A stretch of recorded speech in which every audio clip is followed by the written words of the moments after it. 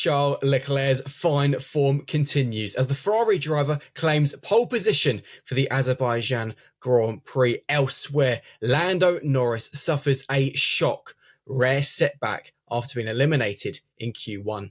From Racing News 365, my name is Nick Golding, and I'm joined, as always, by lead editor Ian Parks. Ian, we predicted, rightly so, a chaotic qualifying session, and that is exactly what it was, to the point we're not even going to start with Leclerc, despite the fact he has now claimed pole position in Baku 4 years on the trot. We've got to start with Lando Norris, a shock Q1 elimination, could only manage 17th on the grid after a bizarre incident towards the end of Q1, which has not made McLaren team principal Andrea Stella too happy with the FIA.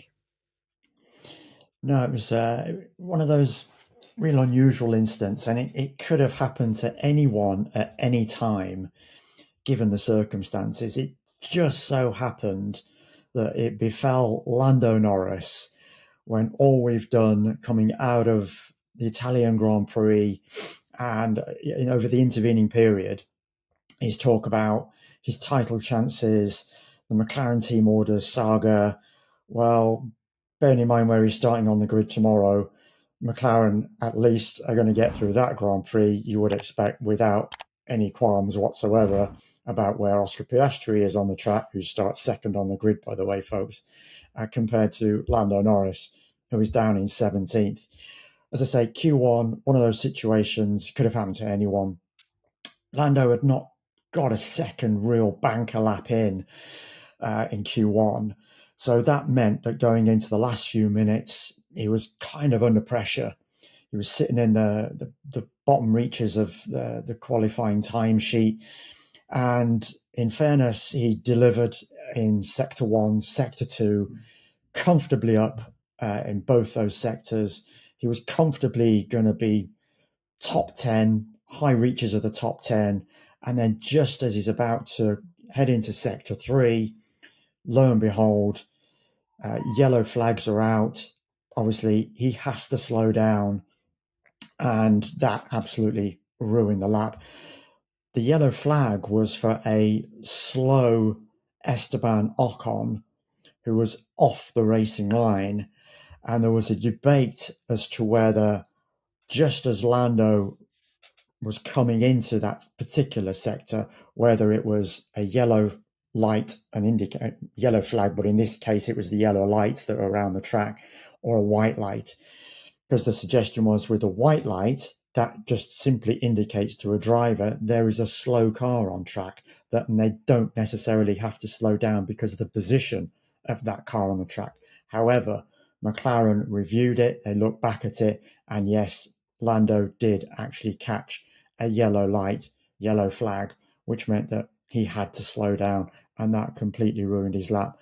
The question being raised by Andrea Stella to the FIA is, should there have been the need for the yellow light? Should it have just been a straightforward white indicator light, as I say, to notify the drivers that there was this slow car on track? But as I say, it's not a necessity that they have to slow down.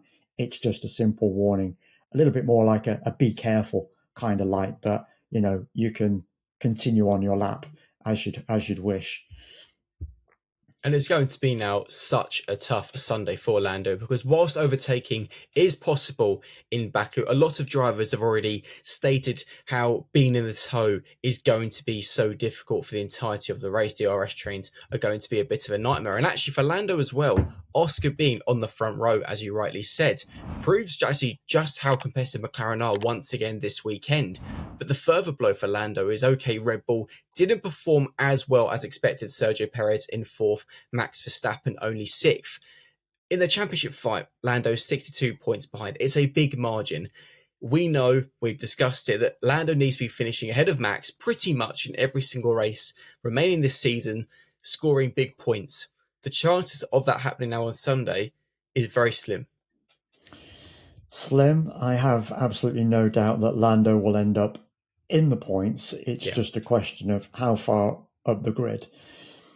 Baku offers this amazing overtaking opportunity, of course, with that 2.2 kilometre straight. It does have a slight kink in it, of course, as you're well aware if you've ever watched the Azerbaijan Grand Prix. But nevertheless, the slipstreaming effect, the toe, is DRS is, works perfectly there in many respects. So there is this great opportunity for drivers to overtake going into turn one. We've obviously seen over the years some great overtakes going into the first corner in the past. So I've got absolutely no qualms that Lando will get into that top 10. Just a question of how quickly can he do it?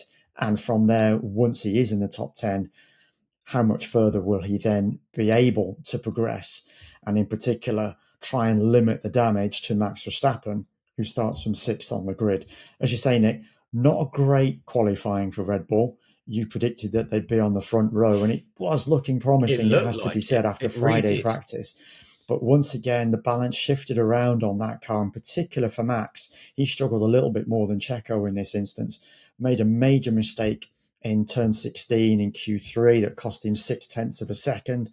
That would have been enough to propel him onto the front row alongside Charles Leclerc. So he's had his own issues. So Max 6th, Lando 7th.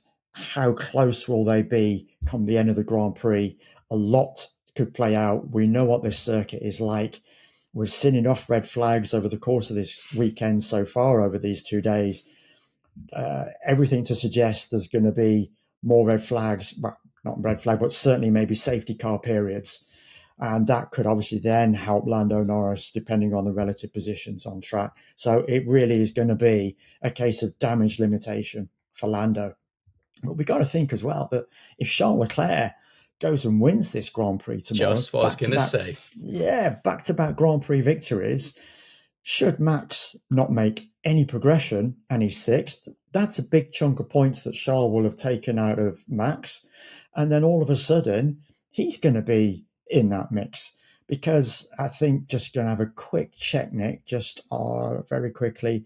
So he's 86. 84 points. 86? 86 points adrift. 86. Oh. There we go. 86 points. Yes, it is 86 points adrift. So if he managed to close that gap and all of a sudden it's within 68, 69 points, for argument's sake, depending on where Max finishes, then we're going to be throwing him into the mix. And we know Ferrari is a very good car around the Singapore circuit that we've got coming up next weekend. So, and where could Oscar finish? Well, all of a sudden he thrust himself back into this picture, despite this McLaren team order situation that we got going on. I can't wait for the result of this, I tell you now, on Sunday, because it really so much could come out of it going forward, not only into Singapore, but races that follow. Fascinating scenario we've got on the table going into this Azerbaijan Grand Prix. It really is, and I guess Lando would just be hoping that maybe some drivers get penalised or take component changes on Sunday, which who knows, that may well happen given the pressure that this circuit puts on power unit components in particular. So it'll be a maximum 11 places between Max and Lando on the grid, but who knows, maybe that will reduce. But you rightly mentioned that Oscar Piastri, because actually did brilliantly to qualify on the front row alongside Leclerc. Leclerc just seems to be the king of Baku in qualifying. He's now actually converted it into victory. But Piastri's race pace on Friday as well was extraordinary. Quite clearly the fastest driver in race trim. He's going to fancy his chances on a weekend where the big tool going into it was McLaren starting to prioritise Norris. Yeah, he's going to really fancy his chances. Now, the one thing that Ferrari does have going for it, and I think you mentioned earlier as well, that this is the fourth time that Charles has been on pole. Yeah. Now, he's failed to convert the previous three in a row that he's had leading into this one into a Grand Prix victory. The difference he feels is that he has a better race car, good car for the Grand Prix underneath him compared to the previous three where he's been on pole. So between Charles and Oscar on that front row, that is going to be an amazing battle, I think. The one thing that Charles might have in his favour is that Carlos Sainz has claimed his highest grid spot of third for over the 8 editions that we've had. of this Azerbaijan Grand Prix now. So he could just come into play. And Charles actually turned around and said, post qualifying as well, that he's looking to Ferrari for them to play the team game. So he is effectively calling on Carlos, come and help me, please, mate. I might just need a little bit of help in fending off Oscar here. Because as you say, Oscar has got great race pace in that car. So those two cars most definitely are going to be going head to head, especially over those first couple of corners. That's going to be key. First couple of laps, we might see a bit of a battle there. So, yeah, fascinating scenario that we've got in store. As I say, can't wait for it to unfold. It's one of my favourite Grand Prix of the season, this one, Nick. So I've been looking forward to this one immensely. Well, only 5 red flags so far this weekend. We've still got the race to go. Just to go for the top 10 on the grid provisionally, very quickly, Charles Leclerc is on pole with Oscar Piastri alongside him. Sainz in third. Sergio Perez, who also has very good race pace, in fourth. George Russell in fifth. Verstappen sixth. Hamilton in a lowly seventh. Another difficult Saturday for the 7-time world champion. Fernando Alonso in eighth. My star of qualifying, Franco Colapinto in P9. A quite incredible performance by the rookie, and Alex Albon P10, a double Q3 appearance for Williams. Let's talk about Mercedes, because actually they link to Alex Albon very well, because Mercedes have shown good pace this weekend, but unfortunately tyre temperature in particular has been a bit of a gremlin for them this weekend, something that Lewis in particular claimed of during qualifying, asked the team to get the temps up in the tyres. But what was interesting is it was Alex Albon who came to a stop at the end of the pit lane in the closing minutes of Q3. Somehow Williams forgot the airbox fan was still attached to his car. Alex, brilliantly, to his credit, pulled over, managed to reach to pull it out, threw it to the side of the circuit. But in doing so, actually resulted in Mercedes having to go slower on their outlap, lowering the tyre temperatures of George and Lewis. Toto Wolff said to Sky Sports Germany that actually Mercedes had the pace to challenge for second or third on the grid. Mercedes being in fifth and seventh kind of ruins their chance of a victory, but a podium could still be on the cards perhaps for George, maybe not for Lewis. Yeah, Toto Wolff certainly believes that to be the case, that George has got a great chance of getting on the podium. As you say, though, that incident with Alex Albon, for which, by the way, and people might have noticed that I was averting my gaze on occasion, and I was waiting for the verdicts to come in because we started recording this video, still awaiting the Alex Albon verdict and still awaiting the Pierre Gasly verdict. And we'll get onto that in a second, folks. But yeah, so €5,000 fine for Williams for an unsafe release. So P10 confirmed on the grid, no grid penalty there. But that was expected because that's generally what unsafe releases usually garner, is a fine for the team. So, but yes, the fact that Alex he had to stop his car at the end of the pit lane because he'd obviously got this airbox fan still attached to the car. How on earth they managed to leave that there is quite extraordinary, to be honest. When it's a luminous yellow. When it's a very luminous yellow as well. And it took them all of that period of time to say, Alex, stop, you've got this on your car. But as I say, end of the pit lane. Obviously, what that then did was the few cars behind, they'd obviously decided to wait to see what was happening with Alex up ahead. One of those cars primarily being George Russell. I think Lewis Hamilton was also caught in that, but Toto was specifically referring to George because he felt George had a great opportunity of being further up the grid than he will start on Sunday. And what that did whilst they were waiting was lower the temperatures of those tyres on that Mercedes W15. And that in particular led to a pretty poor first sector from George especially. And that meant he was unable to make his way further up the grid. So yeah, Alex, not Mercedes' best friend coming out of this Saturday, that's for sure. But great. Let's just quickly revert back to Williams, though, Nick. Getting both cars in Q3 for the first time this season. As you say, great job by Franco Colapinto, particularly as well. After that crash in practice, you thought, oh my God, here we go. Surely not. But he's proven himself quite clearly that this is a kid for the future. And Williams certainly appears to have a prodigious talent on his hands. if he can replicate, this performance in qualifying across the course of the Grand Prix on Sunday, and if he can do something similar as well around Singapore, then most definitely, yes, Franco Colapinto looks like he could be one for the future. Absolutely. And you mentioned there, obviously, that we're also awaiting a verdict for Pierre Gasly. And it wouldn't be, which we have, just to add to the craziness of this weekend already. We've also got a disqualification from qualifying for Gasly, who actually had done well to get to P13 in Q2, but misery for Alpine. Yes, it's one of those, we've talked about it before, where there is a technical infringement. There are no grey areas within the FIA regulations. It is black, it is white.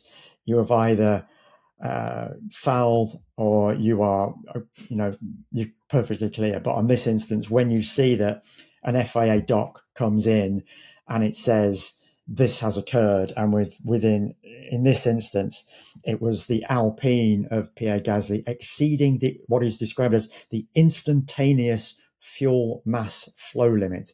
Now that might sound a bit of a mouthful, but basically all the F1 cars on the grid are only allowed up to 100 kilograms per hour with regard to the fuel mass intake.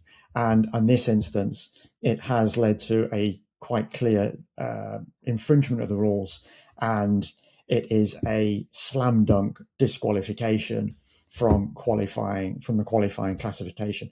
Bizarrely, Nick, that's actually the third disqualification we've had from the qualifying classification this year. We had the Haas duo of Kevin Magnussen and Nico Hulkenberg disqualified from qualifying after in Monaco Grand Prix qualifying. Their rear wings exceeded the prescribed limits there. And of course, more recently, we had Albon again with the flaw on his Williams, brand new flaw on that Williams going into the Dutch Grand Prix, literally millimeters over the prescribed limits. But again, as I say, there's no grey areas, and that was a disqualification there. So 3 in one season after qualifying. I can't recall that. That's pretty unusual, to say the least. But yeah, that's back of the grid now for Pierre Gasly. And what's interesting is actually it's all been midfield teams, which kind of shows just how much the midfield teams are pushing the regulations just to try and find that edge to scrape a few points. Ian, I'm not going to make us do bold predictions because, as this weekend has proven already, I think Sunday is going to be unpredictable. It is going to be chaotic, but what I will do is ask our audience to please let us know in the comment section below your bold predictions. You can be braver than us because I'm not feeling like we can hack it for this one. I think it's going to be too crazy. And what you can also do, fans, is subscribe to this channel if you want to be involved in our latest prize giveaway, where we're giving away several F1 scale model cars. I think there's nothing else to say apart from enjoy the Azerbaijan Grand Prix. For myself and Ian, this has been the latest episode of the F1 Update. We will see you after the chaos on Sunday. See you later. And as always, from me, folks, take care.